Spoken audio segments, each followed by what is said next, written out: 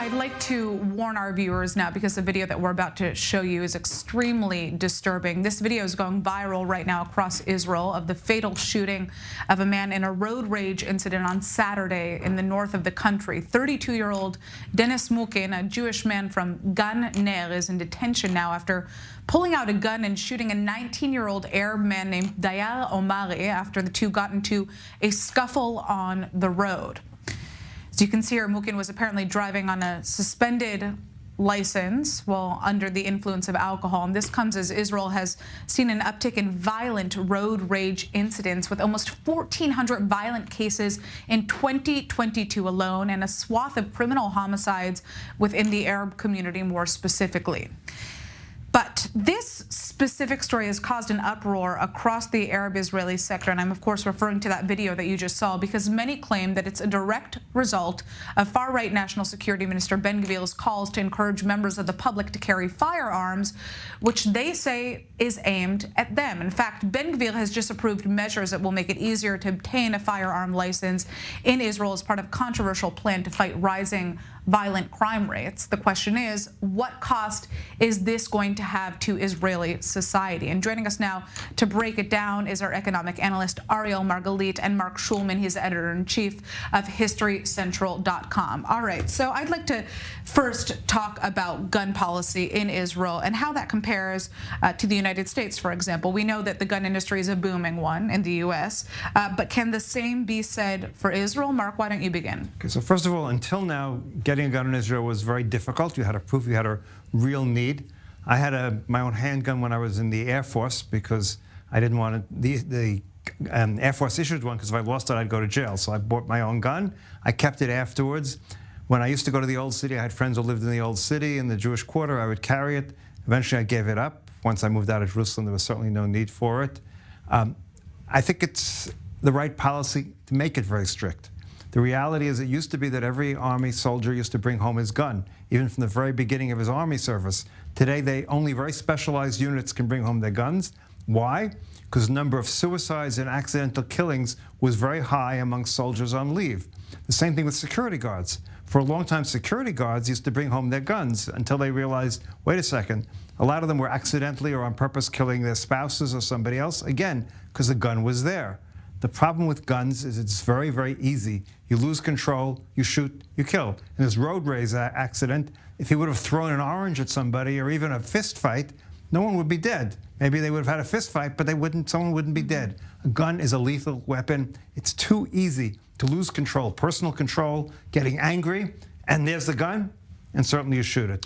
I'd like to turn to you, Ariel. You know, how is Ben-Gvir's new measures to make it easier to obtain a gun license actually going to play out here? I mean, what do these measures look like? How does it ease the process of getting a gun? So we have to understand that the process in Israel is cumbersome. It's not like in the United States, you walk into a store, you buy a gun, end of story. There is a process of interviews and applications that you have to go through here in Israel in order to carry a gun or a rifle. Ben-Gvir now wants to change the system and make it as such that if you are a former soldier in the military who finished army service up to 5 years ago, then you can carry a gun and be exempt of interview. You can also be exempt of any interview process if you have served as a police officer or if you're a firefighter. In addition, if you're active in reserves, which most Israelis are, there are about 400,000 Israelis who are active reservists, then you can be exempt also of an interview. Now, these interviews are important because they are the state's process in order to ensure that somebody who carries a gun is mentally stable, that they understand the implications and the responsibility that comes with it. Now the situation under Ben-Gvir with this reform that he put forward is that you basically just have to fill a health form and that's it. And be approved by police. Right. So a great easing of the process, and that will result with a lot more weapons on the street, a lot more rifles on the street. One thing that we have to bear in mind, Natasha, he's not the only politician from the right that has called on people to carry their guns. Prime Minister Bennett, 2022, I take you just a year back, a completely different government. Bennett was prime minister. There was a terror attack in Bnei Brak. a horrible one in March 2022, and he said everybody who has a gun should carry it now. What Ben-Gvir is doing now is taking it one step forward. I'd like to, talk about what kind of impact this could have on the future of Israel, because we're looking, obviously at an array of different kind of issues on the ground that exist here. Obviously, the upset that we're seeing from the Arab-Israeli community in response to this specific incident kind of paints us a picture of what could come, no? Absolutely. I mean, guns, look, we look at the Arab-Israeli community where there is so much violence, and there's so much violence because there's so many guns in the community. The politicians keep on saying, take the guns away, but no one's really willing to do that. More guns means more violence. I mean, look at the United States. Look at Texas, with the most guns, the most killings practically. The reality is guns bring about violence. Now, yes, it's very helpful that if a terrorist comes, someone should have a gun to shoot them, but that's what the police are for, that's what the army is for. There are people who are trained and are ready to respond. We've seen time and time again recently that the police and other army units have been responding very, very quickly to terror attacks. The question then, though, is, obviously we're seeing across Israel a lot of people saying the police aren't doing their job. They're not stopping the homicides that you're seeing in the Arab-Israeli sector, for example. They're not responding quickly enough. What needs to change, and is there a budget that is going to be aimed at tackling this issue?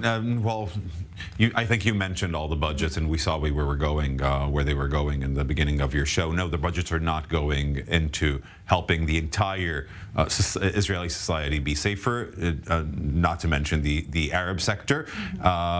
There is a lack of police officers. Ben-Gvir wants to increase the number of police officers by 4,000. There have been plans on the table, but the additional budget of around 14 billion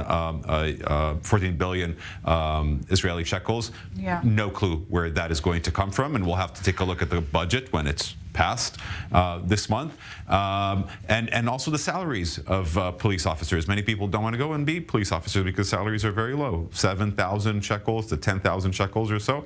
Not enough for people to make a living in a very expensive Israel. Cooperation from the Israeli Arab sector also were very, reluctant in terms of the police. They have this dual view. On one hand, they want the violence to go away. On the other hand, they're afraid of functionaries of the state in one way or another, and this creates a real difficulty because without their cooperation, it really can't happen.